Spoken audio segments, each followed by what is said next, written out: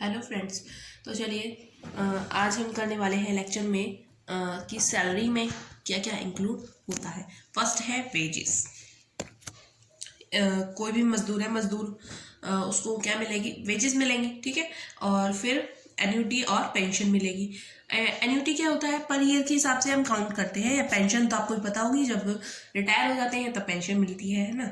कोई ग्रेचुटी जब रिटायर होता है, रिटायरमेंट के टाइम पे हमें क्या मिलती है, आफ्टर रिटायरमेंट मिलती है।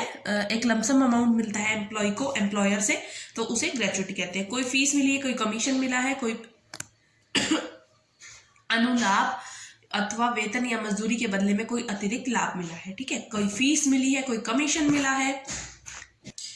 और अनुलाभ यानी परक्विजिट्स मतलब ये होते हैं कि सैलरी के अलावा और जो भी हमें कोई फैसिलिटीज प्रोवाइड कराई जा रही है, जैसे कोई गाड़ी की फैसिलिटी होगी तो उसे हम परक्विजिट यानी कि अनुलाभ बोलते हैं। या वेतन या मजदूरी के बदले या उसके अतिरिक्त कोई लाभ हमें दिया जा रहा है, ठीक है।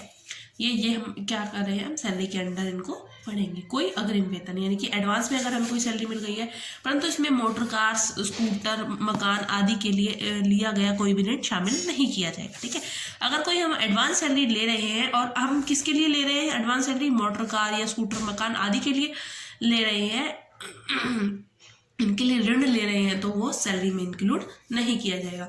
अवकाश न लेने के बदले में कर्मचारी को प्राप्त की गई कोई राशि, इसको बोलते हैं अर्न लीव, ठीक है। यानी कि देखिए, सरकारी नौकरी में तो मिलती है अर्न लीव, जैसे कि छुट्टियां मिलती हैं। अगर हम छुट्टियां ना करें, छुट्टियों के बदले में पैसा मिलता है, इसको ही बोलते हैं अवकाश ना लेने के बदले में कर्मचारी को प्राप्त राशि, ठीक है। उसके बाद मिल रहा नेक्स्ट पॉइंट है, एक कर्मचारी के स्वीकृत प्रोविडेंट फंड के शेष में एनुअल अरेक्शन।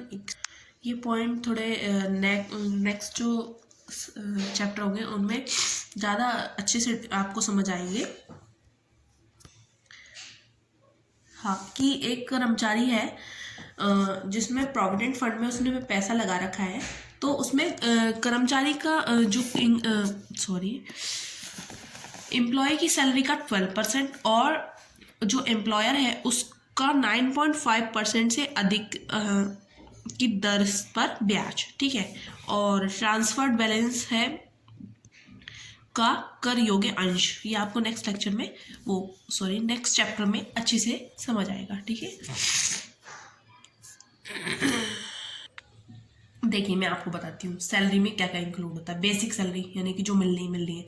फिर उसके बाद परक्विजिट्स मिलते हैं हमें, जो मतलब सैलरी के अलावा जो हमें सेवाएं मिलती हैं उनको परक्विजिट्स अनुलाभ कहते हैं। प्लस में अलाउंसेस, कुछ भत्ते दिए जाते हैं। फिर उसके बाद हम कुछ डिडक्शन काटते हैं उसमें से। फिर उसके बाद हमारी क्या आती है, नेट सैलरी आती है। क्या आती है, नेट सैलरी, दोबारा बताऊंगी। पहले तो हमारी बेसिक सैलरी होगी। बेसिक सैलरी में हम क्या करेंगे, जो भी हमें सर्विसेज मिली है, उनको सेवाएं मिली है, उनको उसमें जोड़ देंगे अनुलाभ, परक्विजिट्स, प्लस में जो भी हमें अलाउंसेस दिए गए थे ड्यूटी करने के बिहाफ पर, और फिर उसमें से आप कुछ डिडक्शन माइनस करेंगे तब हमारी नेट सैलरी आती है, ठीक है। इसमें फर्स्ट पॉइंट में यही कह रखा है, कह भाग में नियमित मिलने वाली नगद प्राप्तियां, कि बेसिक सैलरी होगी, मूल वेतन यानी बेसिक सैलरी होगी। इसका मतलब क्या होता है कि नियमित रूप से हमें काम करने पे मिलती है। ये हमें मंथली मिल सकती है, वीकली मिल सकती है, ठीक है। और इस टाइप से हमें मिल सकती है। और इसमें एडवांस सैलरी या डीएनएस अलाउंसेस भी इसमें ही आते हैं, ठीक है। और फिर सेकंड पॉइंट आ रहा है कि कोई भी कमीशन हमें दिया जा रहा है, बोनस दिया जा रहा है, ठीक है, वार्षिकी यानी कि एन्युटी दी जा रही है, या कोई फीस दी जा रही है, तो कोई एम्प्लॉयर देता है, ठीक है, तो वो भी इसके अंडर आती है। ये जितनी भी है सब कैश में हमें दी जाती है। नेक्स्ट पॉइंट आ रहा है अलाउंसेस, भत्ते, जिन्हें हम भत्ते बोलते हैं हिंदी में। अलाउंसेस मतलब अलाउंसेस वो होते हैं कि परक्विजिट्स तो क्या होते हैं, मतलब हमें कोई सर्विसेज दी जा रही है। पर भत्ते क्या होते हैं, वेतन मतलब सैलरी के अलावा जो भी हमें मॉनेटरी दिया जाता है वो अलाउंसेस होते हैं, ठीक है। ये भी कई प्रकार के होते हैं, कुछ टैक्स फ्री होते हैं, कुछ पार्शियली टैक्स फ्री होते हैं, या कुछ पूरे ही फुली टैक्स फ्री होते हैं, ठीक है। सेकंड, फिर उसके बाद आ रहा है आपको अदुला परक्विजिट्स, ये मैंने आपको बता दिया, ये कई प्रकार के होते हैं और इसको हम अगले नेक्स्ट चैप्टर में पढ़ेंगे। फिर है अर्जित अवकाश का नकदीकरण, यानी कि अर्न लीव, जो मैंने आपको बताया था। और लीव मतलब कि जो हम काम छुट्टी लेने के मतलब अवकाश के बदले हमें छुट्टियां मिली और उसके बदले भी हमने काम किया तो उसके बदले में हमें क्या मिलेगा, पैसा मिलेगा, ठीक है। और ये टैक्सेबल होती है अंडर सम कंडीशंस। ग्रेच्युटी आपको पता है कि कि कोई भी गवर्नमेंट एम्प्लॉय है या फिर स्थानीय भत्ता की कोई श्रेणी में आ रहा है तो वो टैक्स फ्री होगा। अन्य कर्मचारियों की दशा में ये क्या होता है, टैक्सेबल नहीं होता। अन्य कर्मचारियों की दशा में भी टैक्स फ्री होता है, ये ग्रेच्युटी टैक्स फ्री होती है। पेंशन क्या है, अगर कोई रिटायरमेंट हो गई है, रिटायरमेंट के टाइम पे के बाद हमें क्या मिलती है, पेंशन मिलती है और ये भी टैक्सेबल होती है। और कोई भी अन्य विदेशी पेंशन मिल रही है तो हमें मतलब मैंने पहले भी बताया आपको कि मैं इंडिया में नौकरी करती थी, मेरा अमेरिका में ट्रांसफ़र हो गया और अमेरिका में नौकरी करने के दौरान मुझे कुछ अलाउंसेस दिए गए, पेंशन दी गई,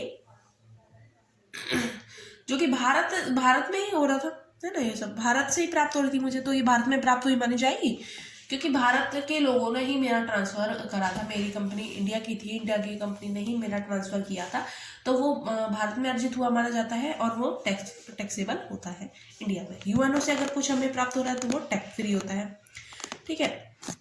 शौर्य पुरस्कार प्राप्त व्यक्ति, अगर कोई शौर्य पुरस्कार कोई व्यक्ति है जिसे परमवीर चक्र, महावीर चक्र दिया जा रहा है, किसके द्वारा, केंद्र सरकार, राज्य सरकार द्वारा ही दिया जाएगा, है ना, या फिर और कोई शौर्य पुरस्कार दिया जा रहा है, तो उसको अगर कोई पेंशन मिल रही है इसके अंडर तो वो क्या होगी, टैक्स फ्री होगी, ठीक है। उसके बाद और पेंशन का एक मतलब कि लमसम सा अमाउंट अगर हमें दिया जा रहा है तो वो अंडर सम कंडीशंस वो क्या होगा, निर्धारित सीमा तक टैक्स फ्री होगा। स्वीकृत रिकॉग्नाइज्ड प्रोविडेंट फंड है 9, एम्प्लॉय का तो 12% और एम्प्लॉयर का 9.5%